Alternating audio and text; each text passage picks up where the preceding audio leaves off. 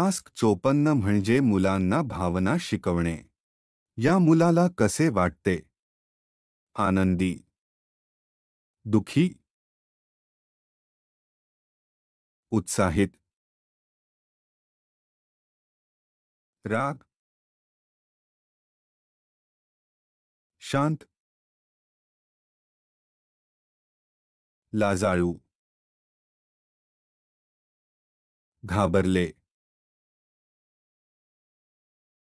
मस्ती, धक्का बसला, काळजी वाटते,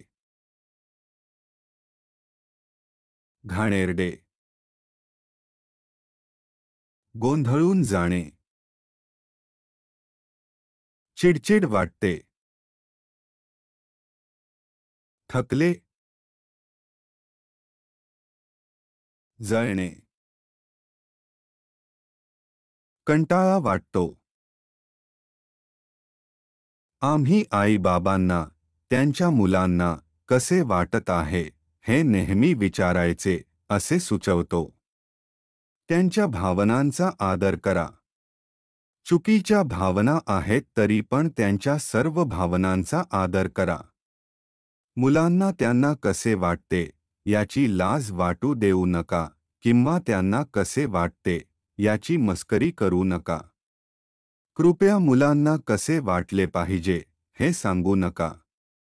जसे पण मुलांना वाटते ते ठीक आहे. कृपया त्यांच्या भावनांचा आदर करा. मुलांना त्यांच्या भावना स्वच्छपणाने तुम्हाला सांगू द्या.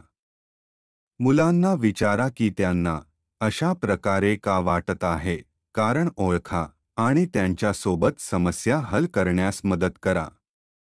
कृपया मुलांना समजावून सांगा की कोणतीही भावनाचे अनुभव करणे ठीक आहे. योग्य किंवा चुकीच्या भावना. पण चुकीचे वागणे किंवा काही चुकीचे कार्य करणे चुकीचे आहे. कोणत्याही भावनांचे अनुभव केल्यावर काही हरकत नाही.